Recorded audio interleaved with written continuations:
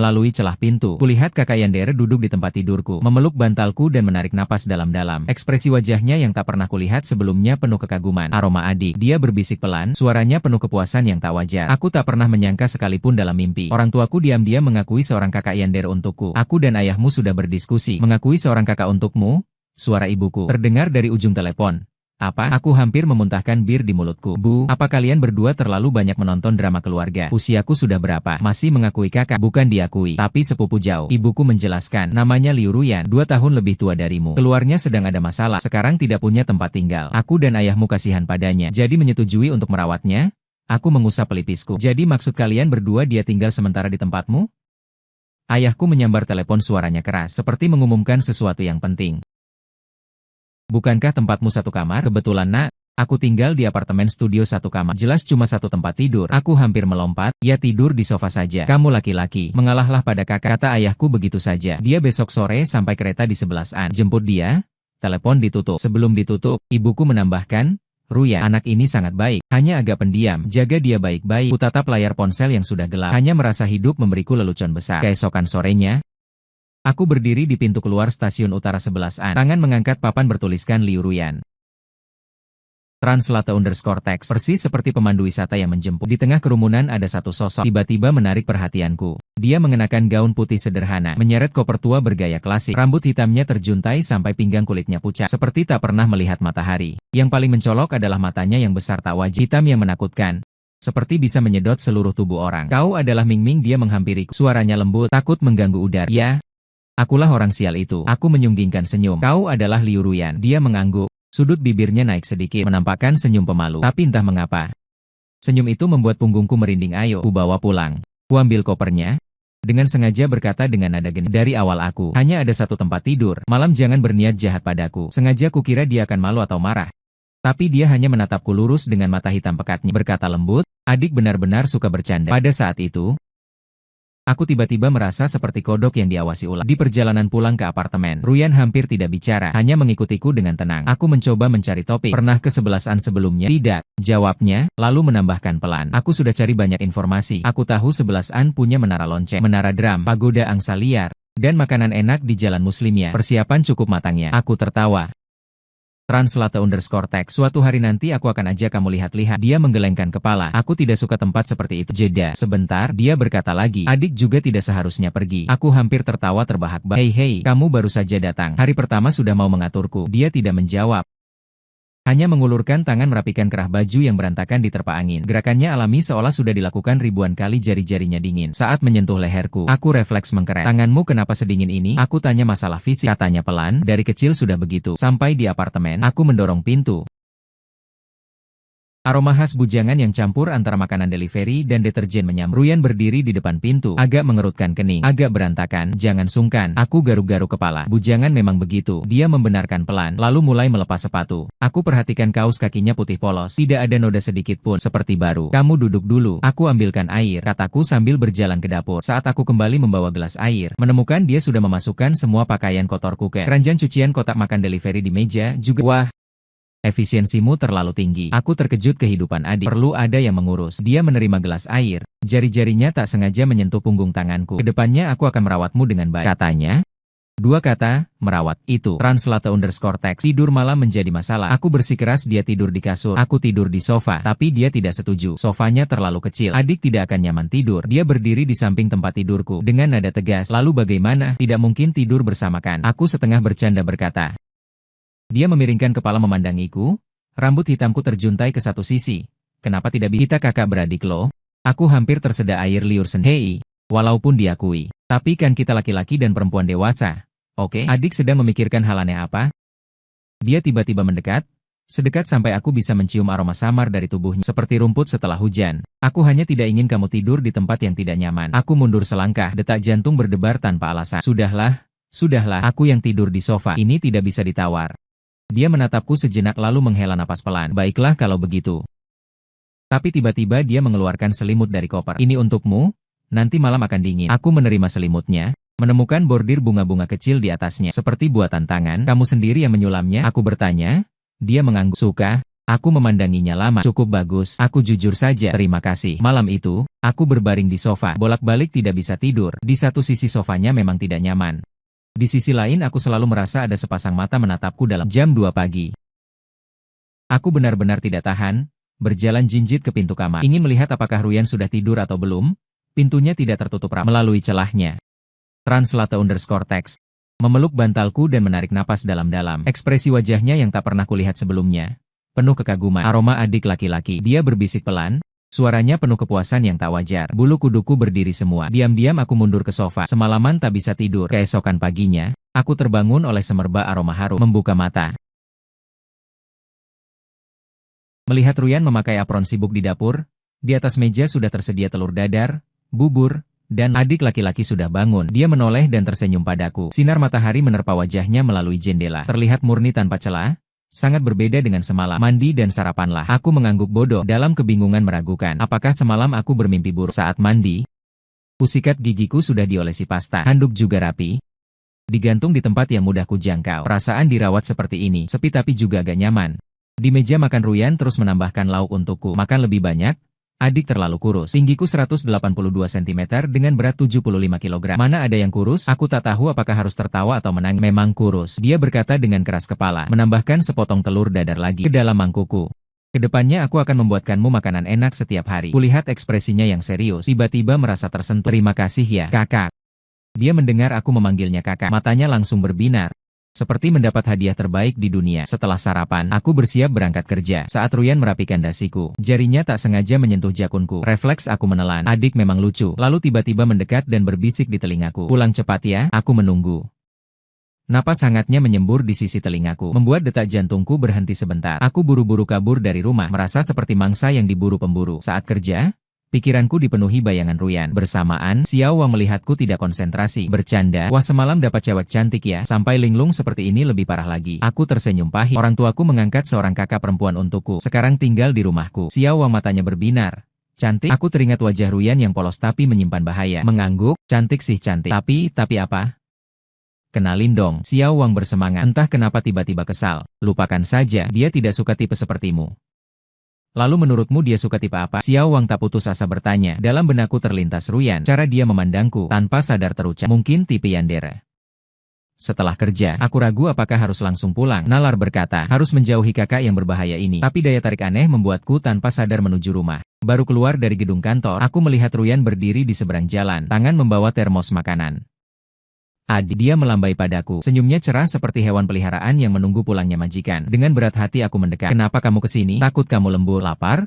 Kubawakan makanan. Dia membuka termos. Di dalamnya ada pangsit yang masih mengepul. Aku yang bikin sendiri. Isi kesukaanku?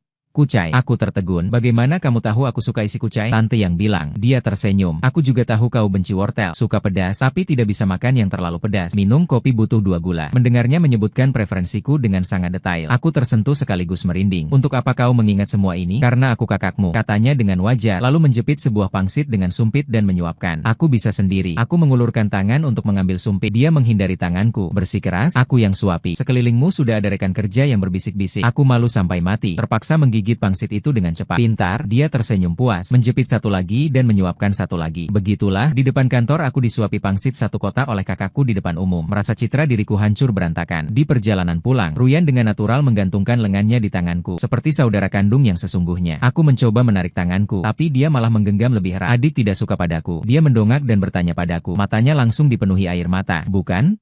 Aku menyerah tak berdaya, berusaha melepaskan, hanya agak tidak terbiasa. Perlahan-lahan akan terbiasa. Dia tersenyum melalui air mata, menyandarkan kepalanya di pundakku. Kita akan terus bersama seperti ini selamanya. Ucapannya membuat hatiku sesak. Tapi anehnya, aku tidak terlalu menolak seperti yang kubayangkan saat pulang ke rumah. Aku menemukan seluruh apartemen berubah menjadi baru. Tidak hanya dibersihkan dengan rapi, bahkan majalah dan konsol game yang kubiarkan berantakan disimpan dengan rapi. Sudah, kau membereskannya? Aku bertanya heran pada Ruyan yang mengangguk. Barang-barang adik semuanya kusimpan dengan baik. Dia menunjuk rak buku. Lihat. Aku sudah mengaturnya menurut kategori dan warna. Aku mendekati rak buku dan menemukan bahwa memang benar begitu. Tapi yang lebih mengejutkanku, dia bahkan telah mengatur ulang album fotoku. Dan di samping setiap foto ditempelkan label kecil, bertuliskan waktu dan lokasi pemotretan. Bagaimana kamu tahu kapan foto-foto ini diambil? Suaraku agak gemetar. Bibi yang memberitahuku? Katanya sambil tersenyum. Aku juga tahu ini pertama kalinya kamu menang hadiah. Ini wisuda kuliahmu. Ini sudah cukup. Aku tiba-tiba memotongnya.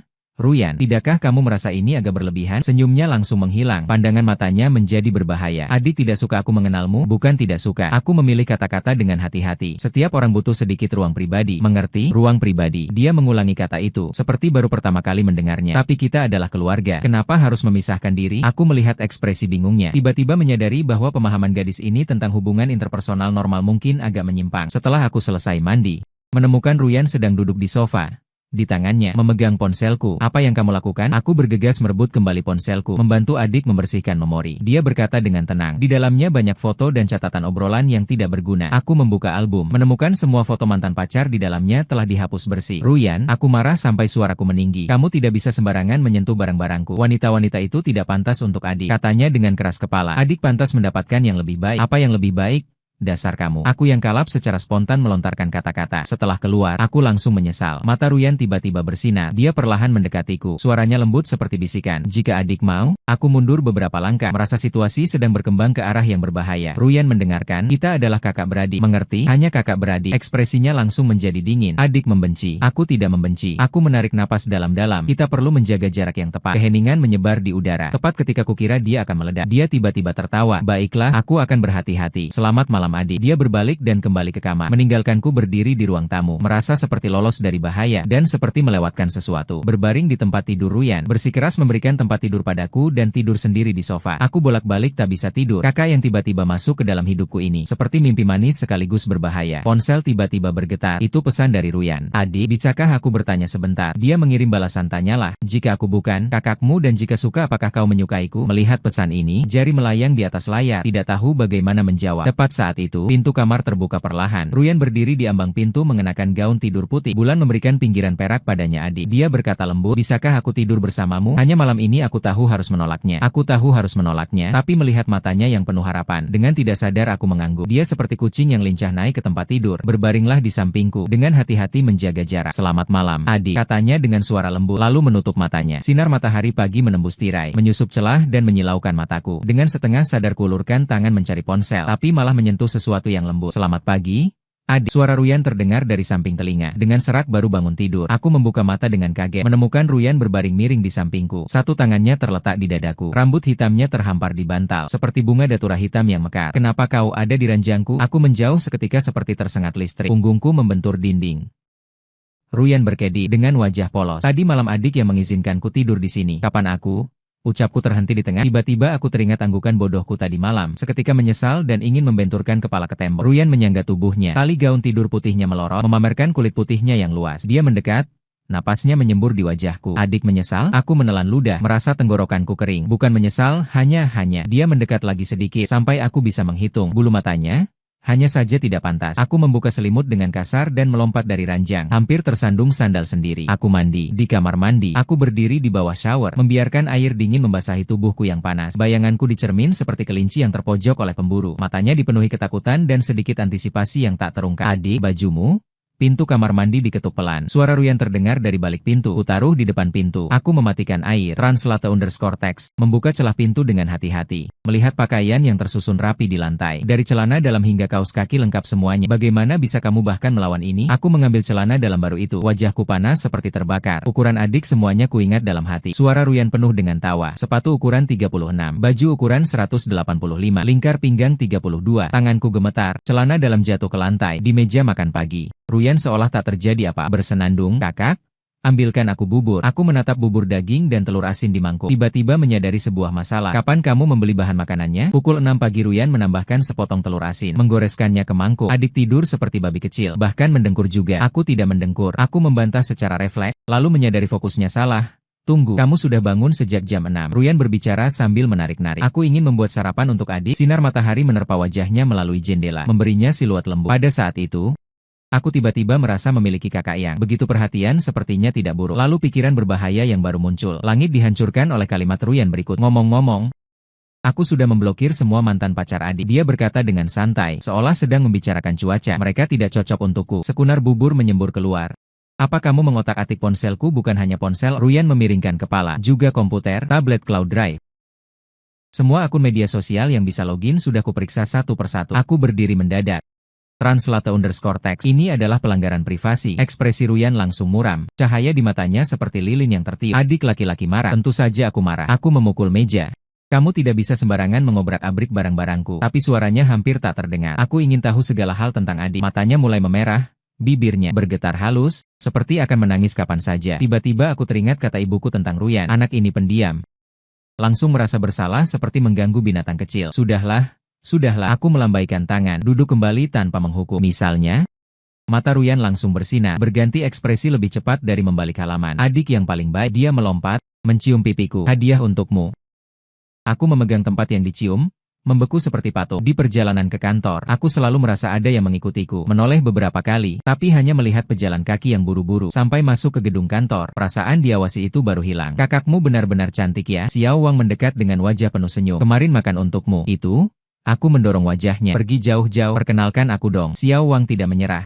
Aku justru suka tipe yang lembut dan baik seperti ini. Teringat Ruyan memeluk bantalku dan menarik napas dalam-dalam. Aku menyeringai. Kamu tidak akan sanggup. Apa kamu masih mau makan racun? Xiao Wang mengerling. Cinta adik kakak itu seru. Aku hendak membantah. Ponsel tiba-tiba bergetar. Ada pesan dari Ruyan. Aku mengantarmu bento. Aku balas tidak usah. Perusahaan punya kantin pesan. Baru saja dikirim. Telepon sudah berdering. Suara Ruyan terdengar sedih. Adik tidak suka masakanku. Bukan aku menekan suara. Hanya terlalu merepotkanmu tidak merepotkan. Nadanya tiba-tiba menjadi ringan. Aku sudah sampai di lobi perusahaanmu. Aku hampir menggigit lidah. Ada kejutan? Dia tertawa berkata. Aku menunggumu di lobi lantai 1 menutup telepon. Aku frustasi menarik rambut. Xiao Wang di samping bersikap senang melihat kesulitanku. Kakakmu datang. Diam, aku melototi dia dengan galak, lalu pasrah berjalan menuju lift lobi lantai 1. Ruyan, mengenakan dress biru muda, berdiri di sana tangan membawa kotak bento yang cantik seperti lukisan. Beberapa rekan kerja pria sering menengok dia tapi hanya tersenyum padaku. Adik, dia berlari kecil mendekat, alami menggandeng lenganku. Aku bawakan iga asam manis kesukaanmu. Aku kaku ditariknya menuju area istirahat, merasa seluruh pandangan perusahaan tertuju padaku. Kotak bento terbuka hidangan lengkap warna aroma rasa, membuat rekan kerja yang lewat menengok. Ruyan menjepit sepotong iga, menyuapkannya ke mulutku. Aku sendiri saja. Aku mengulurkan tangan mengambil sumpit. Dia menghindari tanganku, berkukuh mengangkat iga. Aku menyuapimu. Dalam pandangan penuh harap Ruyan dan gelak tertawa rekan kerja sekitar. Aku dengan terhina membuka mulut baik. Dia puas tersenyum, lalu menjepit sepotong ikan satu suapan lagi. Begitulah, aku di lobi perusahaan terhadap kakakku disuapi publik seluruh bento harga diri hancur berantakan. Dalam perjalanan kembali ke kantor, aku menerima SMS Ruyan. Adik, aku beli tiket film. Translate_text. Mari kita pergi menonton bersama nanti malam. Aku membalas harus lembur malam ini. Dia langsung membalas, kalau begitu aku tunggu kamu. Aku menghela napas, tahu bahwa tidak bisa menghindar lagi. Waktu pulang kerja,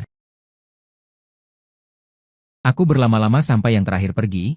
Begitu keluar pintu perusahaan langsung melihat Ruyan berdiri di bawah lampu jalan. Tangan memegang 2 cup bubble tea. Adik laki-lakiku berlari kecil mendekat, menyodorkan bubble tea ke tanganku. Yang hangat, gula 30% dengan mutiara. Aku menerima bubble tea. Tangan memegang tangannya, dingin seperti sepotong giok. Sudah berapa lama kamu menunggu? Aku tanya. Tidak lama, katanya sambil tersenyum. Tapi ujung hidung yang memerah mengkhianatinya. Awal musim dingin di Sichang sudah sangat dingin, sementara dia hanya memakai gaun biru tipis itu. Tiba-tiba aku merasa agak sakit hati. Kenapa tidak pakai lebih tebal? Aku tiba-tiba melihat adik-adikku. Dia menggandeng lenganku. Filmnya hampir mulai. Ayo kita pergi.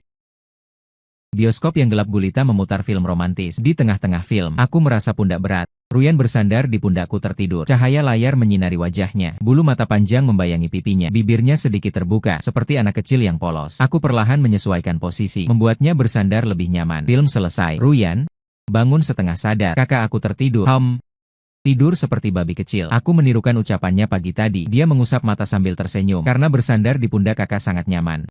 Di perjalanan pulang Ruyan terus memeluk erat lenganku, seperti takut aku lari. Saat melewati sebuah toko kue, adik, aku ingin makan es krim. Dia menunjuk poster promosi di jendela toko. Cuaca sedingin ini makan es krim. Aku mengerutkan kening. Dia mencibir tetap ingin makan. Aku dengan pasrah membeli es krim double scoop. Dia senang sekali. Hasilnya digigit 1 sendok lalu disodorkan ke mulutku. Adik makan es krim dulu. Sangat manis dengan rasa stroberi dan vanila. Ruyan makan sedikit-sedikit sampai sudut mulutnya terkena krim. Tanpa sadar kulurkan tangan membersihkannya. Dia terkejut sebentar, lalu tersenyum sampai matanya berbentuk bulan sabit. Adik benar-benar lembut. Pulang ke rumah, Ruyan bersenandung mandi. Aku terjungkir di sofa main ponsel. Tiba-tiba dapat SMS dari nomor tak dikenal. Tinggalkan titik awal. Aku mengerutkan kening. Balas siapa kamu? Pihak lain cepat membalas. Kamu akan menyesal. Tepat saat aku bingung, pintu kamar mandi terbuka. Ruyan mengelap rambut keluar. Badan hanya dibalut handuk mandi, memperlihatkan banyak kulit putih dan kaki jenjang. Adik bantu aku mengeringkan rambut ya. Dia memiringkan kepala bertanya. Tetesan air dari ujung rambut jatuh ke tulang selangka, berkumpul menjadi genangan kecil. Aku tiba-tiba berdiri. Tiba-tiba teringat ada file harus diubah. Lalu kabur seperti dikejar masuk ruang kerja. Mengunci pintu, bersandar di pintu. Aku terengah-engah. terengah, detak jantung cepat seperti mau keluar dari dada. Ponsel bergetar lagi, masih dari nomor tak dikenal itu. Kau kira dia malaikat? Tunggu dan lihat wajah aslinya. Aku hapus SMS, memutuskan besok akan selidiki sumber nomor ini. Tengah malam, aku berbaring di sofa bolak-balik tak bisa tidur. Pintu ruang belajar terbuka perlahan. Ruyan masuk tanpa suara, duduk berlutut di karpet sebelah sofa. Adik sudah tidur? Dia bertanya dengan suara lembut. Aku pura-pura menutup mata, merasa jarinya menyentuh wajahku dengan lembut, lalu berhenti di bibirku. Hari ini adik sangat penurut. Dia bergumam pada diri sendiri. Andai bisa selalu seperti ini saja. Napasnya semakin dekat. Aku gugup menahan napas. Tepat saat kukira dia akan menciumku, ponselnya tiba-tiba berdering. Ruyan cepat-cepat keluar dari ruang belajar. Suaranya diredam sangat rendah. Sudah kukatakan, jangan telepon di saat seperti ini. Tidak, aku tidak akan pulang. Dia adalah adikku. Percakapan cepat berakhir. Pintu ruang belajar tertutup lagi. Aku membuka mata menatap langit-langit. Tiba-tiba menyadari, aku hampir tidak tahu apa-apa tentang kakak perempuan ini. Aku menatap layar ponsel dengan nomor asing. Jari melayang di atas keyboard. Siapa orang yang memperingatkanku untuk menjauh darinya? Mengapa tahu Ruyan memberi buah kepada adik?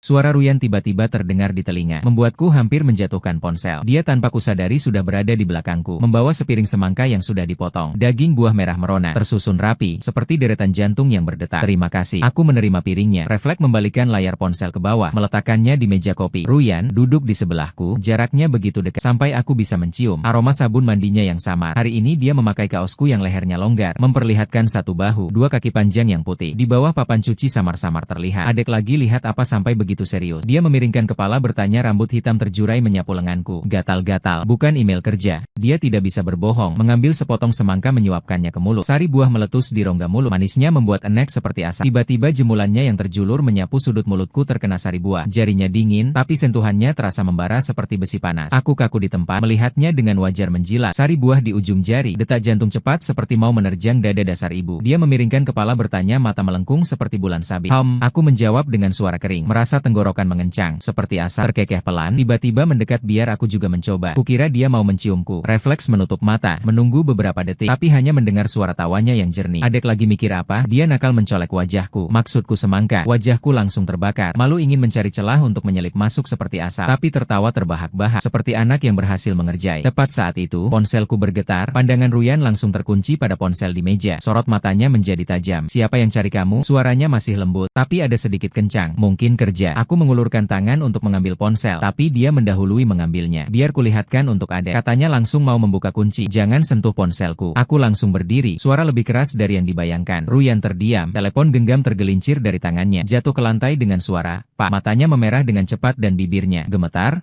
Adik memarahiku. Kuambil telepon genggam itu. Melihat di layar tertulis itu telepon dari Xiao Wang. Sambil lega, juga merasa bersalah. Maaf, aku tidak sengaja. Kugaruk pelipisku. Hanya setiap orang butuh sedikit privasi. Mengerti? Ruyan menundukkan kepala. Rambut panjang menutupi ekspresinya. Aku hanya ingin membantu adik. Aku tahu. Kuhela napas, mengangkat telepon. Halo, Xiao Wang? Tolong. Suara Xiao Wang terdengar seperti hendak menangis. Mantan pacarku datang ke kantor. Bisa tidak kamu pura-pura jadi pacar sekarang untuk menolongku? Hari ini siang, belum sempat kutolak. Ruyan tiba-tiba mendongak. Matanya bersinar menakutkan. Adik mau ketemu teman.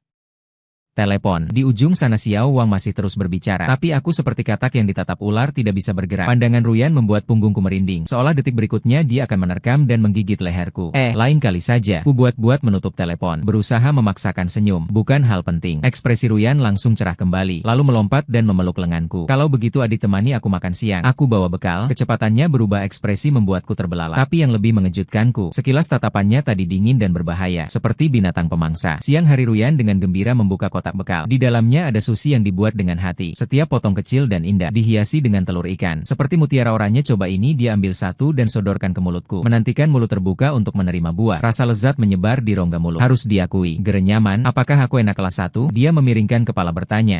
Hebat. Aku mengangguk. Mengulurkan tangan ingin mengambil gerenyaman sendiri. Tapi dia menepis tanganku. Aku memohon biarkan aku sendiri.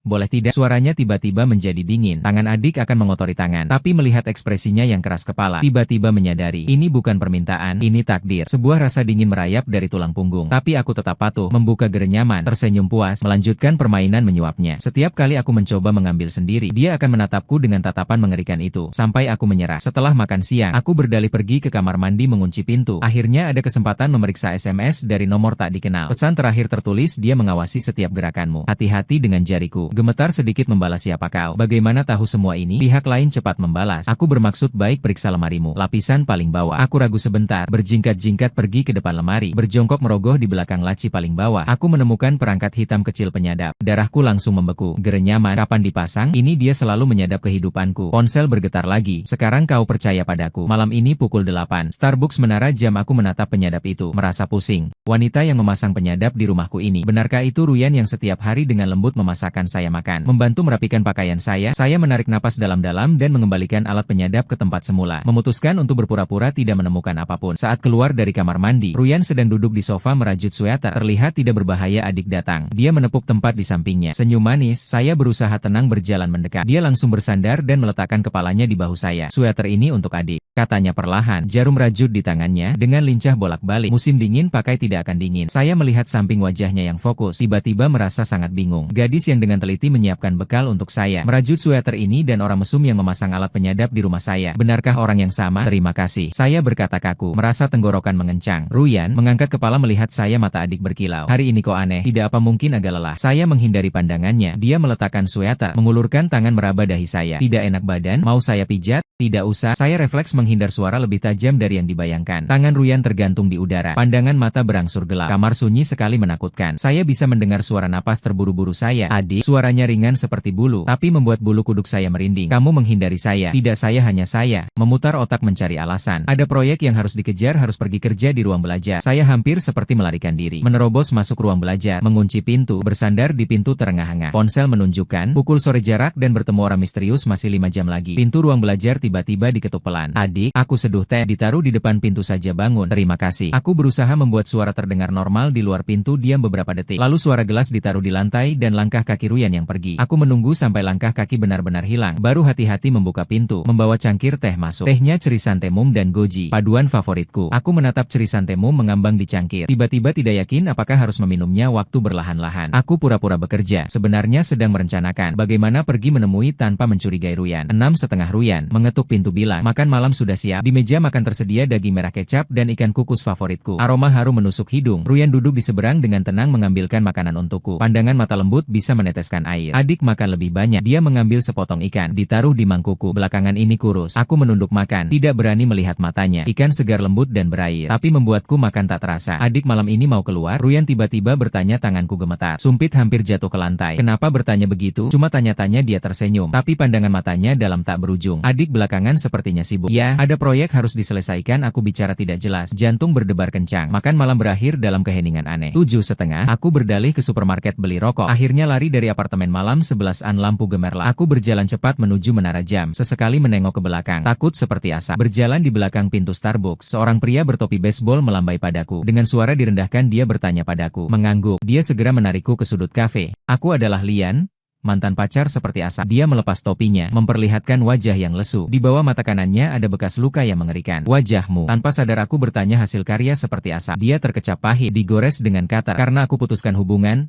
Perutku terasa kram. Mengapa dia? Karena dia sakit. Suara Lian penuh ketakutan. Dia membuntutiku selama 3 bulan, memasang kamera di rumahku, bahkan mengirim surat ancaman pada pacar baruku. Aku mengepal tangan, teringat alat penyadap di rumah. Apakah dia selalu seperti ini? Sejak bulan kedua kami berpacaran. Lian meneguk kopinya. Tangan sedikit gemetar. Awalnya hanya agak manja, lalu semakin keterlaluan. Aku sudah cari informasi. Ini disebut yandere, sebuah kondisi psikologis yang sakit. Aku teringat perilaku intim berlebihan dan kontrol mengerikan seperti asap. Apakah semuanya masuk akal? Sekarang dia mengincarmu. Lian berkata serius, kamu harus hati-hati. Dia akan memantau setiap gerakanmu, mengontrol lingkaran sosialmu, akhirnya mengisolasi kamu sepenuhnya. Lalu apa yang harus kulakukan? Suaraku sedikit gemetar. Pindah rumah, ganti nomor, hilang secara total. Lian memberikanku sebuah kartu nama. Ini psikologku. Dia khusus menangani kasus seperti ini. Selagi masih ada waktu, larilah. Aku menerima kartu nama, merasa seperti memegang besi panas. Tepat pada saat ini, ponselku berdering. Ini pesan dari Ruyan. Adik, kamu kemana? Aku membuat makanan malam. Hanya beberapa kata sederhana, tapi membuatku menggigil kedinginan. Lian melihat ekspresiku dan menghela napas. Dia sudah mulai pergi saat meninggalkan Starbucks. Lian akhirnya memperingatkanku, jangan langsung melawannya. Waktu paling berbahaya bagi yandere adalah ketika merasa ditinggalkan. Aku berjalan tak karuan saat kembali ke apartemen. Pikiranku dipenuhi kata-kata Ruyan. Tiba-tiba aku membeku di sebuah sudut jalan. Ruyan berdiri di bawah lampu jalan. Tangan Dengan membawa termos makanan. Tersenyum, menungguku adik, aku menemukanmu. Suaranya manis seperti madu, tapi matanya dingin seperti es Ruyan di bawah lampu jalan. Tersenyum, termos makanan bergoyang lembut di tangannya, seperti istri setia yang menunggu suami pulang. Tapi aku tahu, di balik mata itu tersembunyi sorot mata pemangsa. Adik, aku menemukanmu. Dia melangkah maju bayangan, mundur dari wajahnya, memperlihatkan wajah itu. Wajah yang ku kenal sekaligus asing. Secara refleks aku mundur, punggungku menempel di dinding yang dingin. Kenapa kamu di sini? Aku khawatir adik kelaparan. Dia mengangkat termos makanan. Aroma harum keluar dari dalamnya. Ini mie sapi favoritmu. Aku sengaja menambah daun ketumbar, makanan yang paling ku benci. Serangan dingin merayap dari kaki ke tulang punggung. Dia sedang menguji apakah aku akan berbohong padanya. Terima kasih, tapi aku tidak lapar. Aku pura-pura tenang. Mata menyapu sekeliling, mencari rute melarikan diri Ruyan. Translate_text. Rambut hitamnya terurai seperti air terjun sambil memiringkan kepala. Apa adik sedang menghindariku? Suaranya lembut, tapi membuat bulu kuduku merinding. Apakah karena bertemu Lian, darahku langsung membeku? Bagaimana dia bisa tahu? Seperti membaca pikiranku. Ruyan tertawa ringan. Ponsel adik?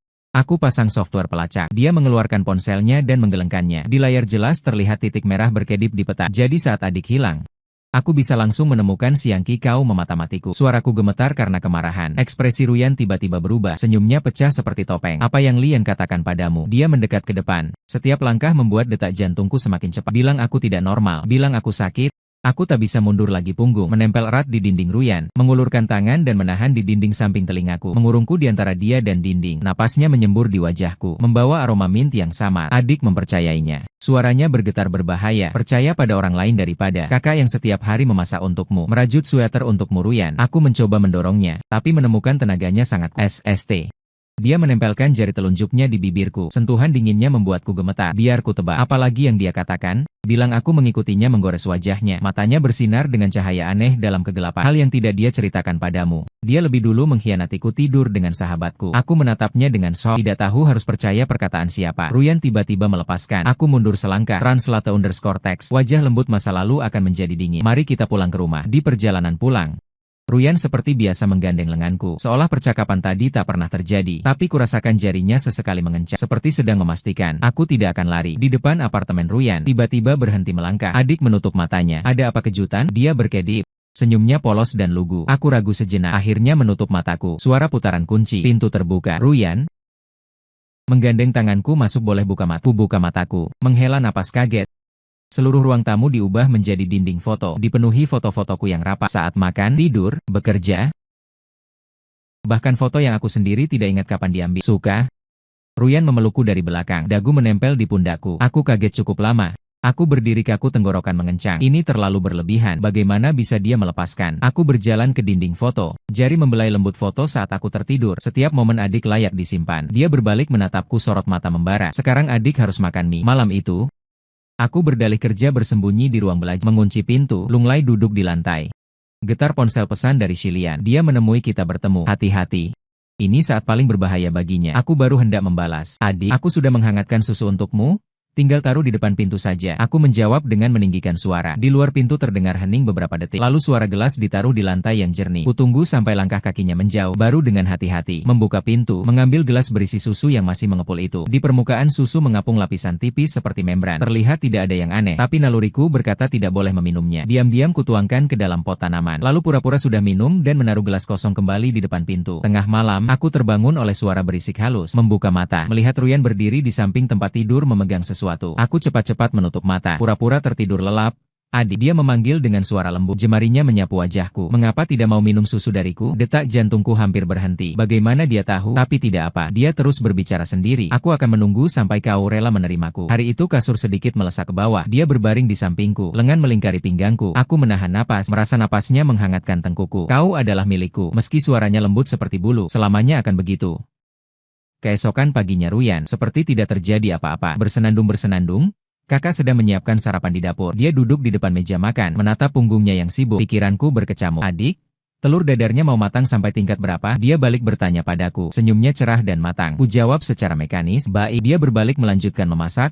Rambut panjangnya berkibar lembut mengikuti gerakannya. Ku tatap punggungnya, tiba-tiba berbicara. Ruyan, translate_text. Mengapa kamu datang ke rumahku? Gerakannya terhenti sejenak, lalu melanjutkan membalik telur dadar. Tante dan paman menyuruhku merawatmu. Hanya itu saja. Aku mengejar bertanya. Ruyan, matikan api. Berbalik perlahan. Sinar matahari menembus jendela, menyinari wajahnya, setengah terang setengah bayangan. Adik ingin tahu kebenaran. Aku mengangguk. Dia mendekat.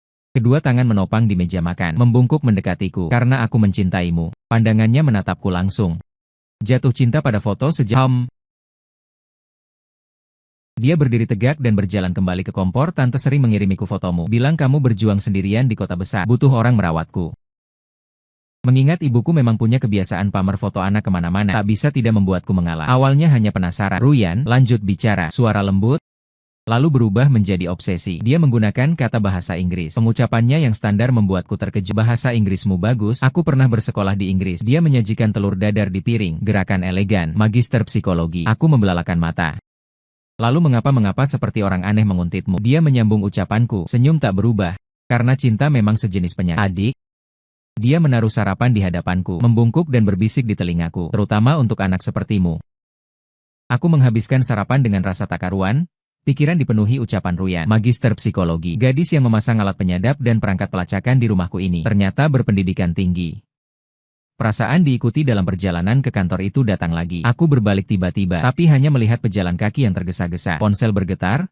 Pesan dari Ruyan, adik jangan lupa istirahat siang, aku membuat bekal, tepat pukul 12 akan diantar. Aku tidak membalas, mempercepat langkah menuju perusahaan. Seharian aku tidak bisa konsentrasi, desain draft diubah 3 kali, tetap masih salah. Waktu istirahat siang, aku bersembunyi di kafe dekat perusahaan, tidak ingin bertemu Ruyan. Suara yang seharusnya akrab membuatku kaku. Ruyan berdiri di samping meja membawa kotak bekal, dengan ekspresi terluka di tangannya. Aku mencarimu lama sekali, kenapa resepsionis kantormu bilang kamu tidak ada di kantin? Dia duduk sendiri membuka kotak bekal, jadi aku mencari dari satu kafe ke kafe lainnya. Aku melihat dahinya yang berkeringat dan pipinya yang memerah. Tiba-tiba merasa sedikit bersalah. Kamu tidak perlu seperti ini. Aku ingin adik makan makanan hangat kan? Dia menjepit sepotong ayam goreng, menyuapkannya ke mulutku. Banyak orang di kafe melempar pandangan penasaran. Dengan canggung aku membuka mulut menerima ayam goreng. Ruyan langsung tersenyum cerah. Enak, Aku mengangguk. Benar-benar lezat. Kalau begitu satu lagi. Dia menjepit sepotong lagi. Kali ini dicelupkan saus. Begitulah, di depan umum aku disuapi Ruyan. Habis seluruh kotak bekal. Saat akan pergi, dia tiba-tiba mendekat dan menyeka saus di sudut mulutku dengan tisu, lalu cepat mencium bibirku. Ini hadiahnya, dia berkata dengan wajah memerah, lalu berbalik dan berlari keluar kafe, meninggalkanku terpana seperti patung. Translate_text. Sore hari kembali ke perusahaan. Xiao Wang mendekat dengan senyum nakal. Itu pacarmu cukup cantik. Itu kakakku. Aku menjelaskan dengan lemah. Kakak? Xiao Wang mengangkat alis. Kakak sepupu jauh. Dia menarik nada bicara. Kalau begitu tidak ada hubungan darah. Bisa saja. Ming Ming mendapat keuntungan letak. Aku malas menjelaskan. Membenamkan diri bekerja. Saat pulang kerja, Ruyan tepat waktu muncul di pintu perusahaan. Tangan memegang 2 cup bubble tea. Adik hari ini. Dia menyodorkanku 1 cup dengan gula 30% dan mutiara. Aku menerima bubble tea. Ujung jari menyentuh tangannya yang masih dingin. Kenapa tanganmu selalu sedingin ini? Aku bertanya sekilas. Sorot mata Ruyan berkedip sebentar. Masalah fisik. Di perjalanan pulang, Ruyan luar biasa pendiam. Berjalan setengah jalan, dia tiba-tiba berhenti. Ayo kita pergi ke taman hiburan. Sekarang?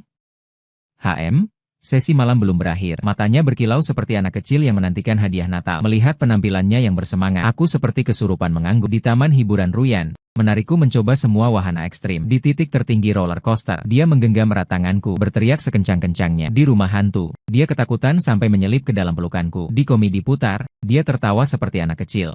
Mobil terakhir biang lala hanya kami berdua. Seiring gondola perlahan naik, pemandangan malam 11-an terbentang di bawah kaki. Cahaya gemerlap, sungguh indah. Ruyan bersandar di jendela berdecak kagum. Aku melihat profilnya yang diterangi cahaya. Tiba-tiba menemukan ada kilatan air mata di sudut matanya. Ruyan, dia menoleh. Jika suatu hari aku melakukan hal yang sangat buruk, apakah kau akan memaafkanku? Aku terdiam, tak tahu bagaimana menjawab. Yanyan tiba-tiba tersenyum, menyeka air mata. Hanya bercanda. Dia mendekat dan bersandar di bahuku. Hari ini aku sangat senang. Terima kasih adik telah menemaniku naik biang lala. Terus naik ke titik tertinggi. Lautan cahaya kota berkelap-kelip di bawah kaki kami. Seperti asap, tiba-tiba menengadah dan mencium bibirku dengan lembut. Legenda mengatakan di titik tertinggi biang lala, pasangan yang berciuman akan bersama selamanya. Katanya dengan suara lembut. Pandangan matanya sungguh menakutkan. Jadi adik tidak akan pernah bisa meninggal. Aku menatap wajahnya yang sangat dekat. Jantung berdebar kencang. Pemandangan menakjubkan Yanyan yang terukir abadi dalam ingatanku, juga meninggalkan bekas yang membara padaku.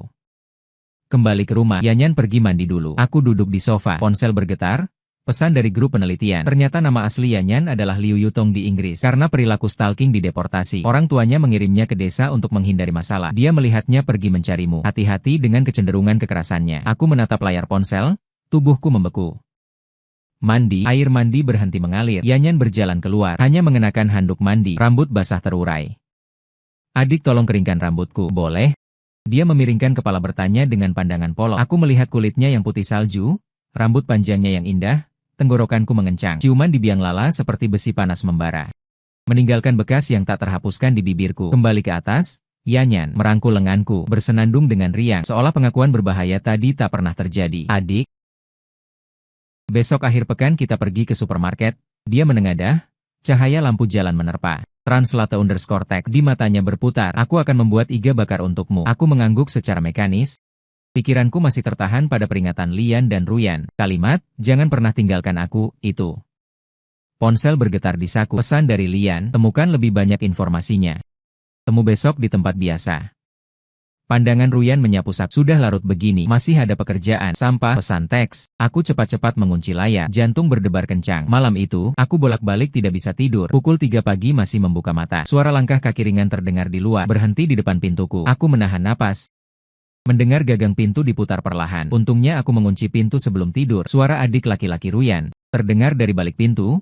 Lembut seperti bulu. Kamu sudah tidur? Aku menutup mata pura-pura tidur, telapak tangan berkeringat dingin. Beberapa menit kemudian, langkah kaki perlahan menjauh. Aku menghela napas lega, tapi saat berguling meraba, di bawah bantal ada benda keras. Adalah jepit rambut pink Ruyan. Di atasnya terlilit sehelai rambut panjang. Aku yakin ini bukan aku yang menaruhnya. Keesokan paginya, aku pura-pura tidur nyenyak, sampai mendengar suara Ruyan keluar, baru berani bangun.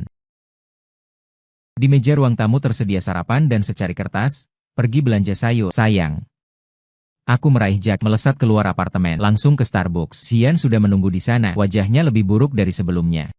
Dia menyodorkan sebuah map.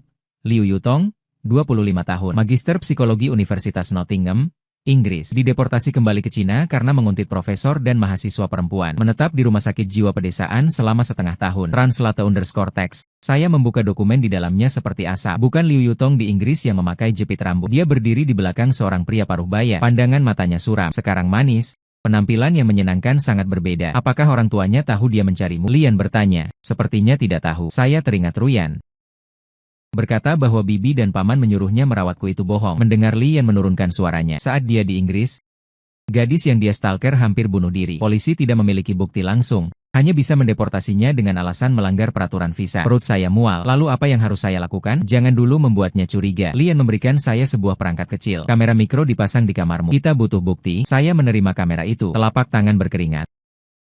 Dia akan menemukannya, maka sembunyikan dengan baik. Lian menatap mataku. Jelas ini bukan obsesi biasa. Dia memiliki keahlian profesional. Tahu bagaimana memanipulasi pikiran orang. Apakah kamu memperhatikan? Dia terus menggunakan panggilan adik. Ini membangun hubungan kekerabatan secara psikologi. Mengurangi kewaspadaanmu. Saya mengingat Ruyan setiap kali memanggilku adik dengan nada manis sekaligus mengancam. Tanpa sadar menggigil. Saat meninggalkan Starbucks, Lian mengingatkan untuk terakhir kali jangan makan makanan yang dia terutama susu. Dalam perjalanan pulang, saya berkeliling ke pusat elektronik, membeli sebuah pengganggu sinyal. Baru saja keluar dari toko, ponsel berdering, ada foto dari Ruyan. Dia berdiri di area segar supermarket, tangan mengangkat 2 kotak iga, senyum cerah.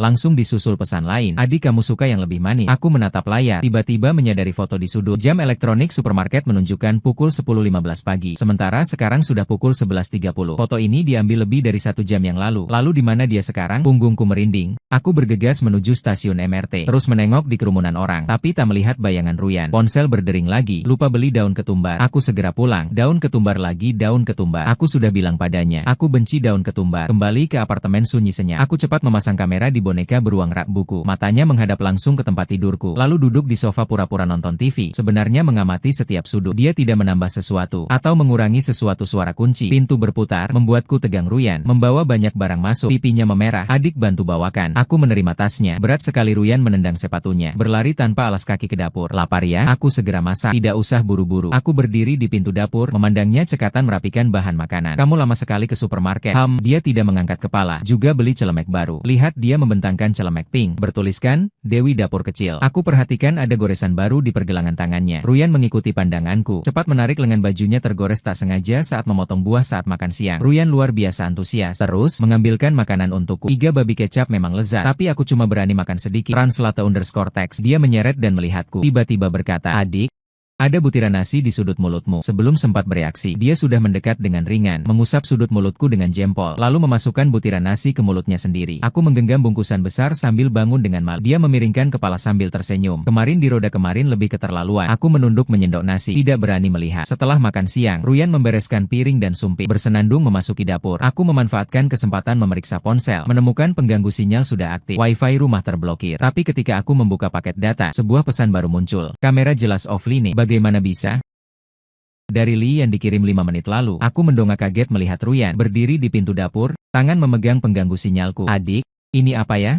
Darah langsung membeku. Ruyan memainkan alat kecil itu, pandangan matanya perlahan menjadi dingin. Kau sedang waspada terhadapku, bukan? Aku tahu apa ini, dia berkata pelan.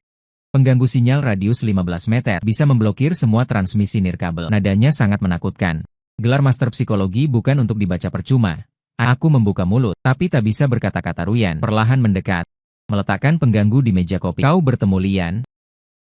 Dia memberimu ini dan pandangannya menyapu rak buku. Di mata panda kecil itu ada sesuatu, bukan? Ketakutan datang seperti air bah. Ruyan tiba-tiba tersenyum. Tidak apa-apa, adik hanya ditipu orang jahat. Ayo kita main game. Dia mengeluarkan setumpuk kartu dari sakunya. Ambil satu kartu. Jika warnanya merah, aku akan memaafkanmu. Jika warnanya hitam, dia memiringkan kepala. Kamu harus janji penuhi satu permintaanku. Dengan kaku kuambil satu kartu bergambar hitam. Wah, warnanya hitam. Ruyan bertepuk tangan. Kalau begitu adik harus janji. Malam ini temani aku nonton film horor. Aku lega, mengangguk. Ruyan bersorak gembira, lari ke kamar tidur, ganti baju. Aku langsung mengirim pesan ke Lian. Dia tahu rencananya gagal, lalu menghapus riwayat obrolan. Malam hari Ruyan benar-benar memutar film horor. Saat adegan berdarah muncul di layar, dia berteriak dan menyembunyikan wajah di pelukanku. Kakuku memeluknya, mencium aroma samar sampo di ujung rambutnya. Wanginya, adik lindungi aku. Dia menengadah, matanya berkilau dalam gelap. Pada saat itu, dia terlihat begitu rapuh, polos sampai hampir membuatku lupa kecurigaan di siang hari. Setelah film selesai, Ruyan ngotot tak mau keluar dari kamarku. Aku takut sendirian. Dia memeluk bantal, seperti binatang kecil yang ketakutan. Kalau begitu tidur di sini, aku ke sofa. Aku bangun hendak pergi, tapi dia menarik pergelangan tanganku. Jangan, kukunya menusuk kulitku. Temani aku di sini. Kulihat matanya yang memerah. Tanpa kusadariku mengangguk. Ruyan bersorak gembira, loncat ke tempat tidurku. Aku berbaring kaku di sampingnya, membelakanginya, seluruh tubuh menegang. Tengah malam, aku terbangun oleh suara isakan halus. Ruyan meringkuk seperti bola, air mata membasahi bantal. Aku ragu sejenak, perlahan menepuk bahunya. Mimpi buruk ya? Dia tiba-tiba berbalik memelukku. Wajahnya terkubur di dadaku. Jangan tinggalkan aku. Kumohon. Hatiku seperti diremas sesuatu. Ruyan pada saat ini bukan lagi penguntit berbahaya itu, hanya seorang gadis yang mimpi buruk. Aku dengan lembut membelai rambutnya sampai napasnya teratur. Pagi hari, cahaya matahari menyelinap melalui tirai. Aku membuka mata menemukan Ruyan sudah bangun. Dia menyangga kepala dengan tangan menatapku. Aku terbangun, dia melepaskan senyum cerah. Rambut adik An berantakan di bantal, baju tidur terbuka di bantal, kerah terbuka sedikit, memperlihatkan tulang selangkah putih yang sempit. Aku buru-buru mengalihkan pandangan, dia malah mendekat lebih erat. Terima kasih untuk tadi malam, sudah lama aku tidak tidur nyenyak seperti ini. Tidak apa, aku mundur menjauh. Ruyan tiba-tiba mengulurkan tangan. Apakah kakak suka wajah adik? Aku membeku ujung jarinya, dingin sejuk, perlahan meraba. Garis wajahku sedikit juga baik. Ruyan, apakah kita kakak beradik? Dia memotongku, tahu-tahu pandangannya menjadi bangga sejak dulu ringan. Waktu mengintipku sudah tahu wajahku memanas. Aku tidak celah pintu kamar mandi gantungan baju pakaian dalam. Dia tertawa, hati anak laki-laki pasti begitu. Wajah tidak keberahan. Rasa malu terbongkar membuatku sangat malu. Ruyan tiba-tiba mundur melompat dari tempat tidur. Saya pergi untuk sarapan pagi. Hari ini dengan gembira dia bersenandung dan kakak pergi keluar kamar, meninggalkan saya terduduk di tempat tidur. Jantung berdebar kencang. Jepit rambutnya di meja samping tempat tidur berkilau di bawah sinar matahari. Di sebelahnya adalah ponsel saya. Layarnya menghadap ke bawah. Saya mengambil ponsel, menemukan puluhan foto tambahan di album. Semua foto adalah penampakan saya saat tidur. Yang paling menakutkan adalah saya ternyata tidak merasa terkejut. Sarapan seperti asap, dengan semangat mengusap-usap. Pergi jalan-jalan akhir pekan. Saya membalas secara mekanis, tapi pikiran melayang ke peringatan Lian. Ponsel bergetar di dalam saku. Lian mengirim pesan. Pesan seperti asap, tapi saya mengerti. Otak saya sekarang tahu di mana saya tinggal. Jelas dia lebih berbahaya daripada yang kamu bayangkan. Saya mengangkat kepala seperti asap, sedang membentuk bahunya seperti bintang. Sinar matahari menyelimutinya dengan lapisan emas. Gadis yang akan membuatkan saya sarapan berbentuk hati ini. Tapi stalker yang menyusup ke komputer orang lain. Apakah benar-benar orang yang sama? Adik sedang melamun apa seperti asap. Dia mendorong piring ke depan saya, cepat makan, kalau dingin tidak enak. Saya memandang matanya yang penuh harapan. Tiba-tiba menyadari sebuah fakta menakutkan. Bahkan setelah tahu betapa tidak normalnya semua ini, saya ternyata mulai terbiasa.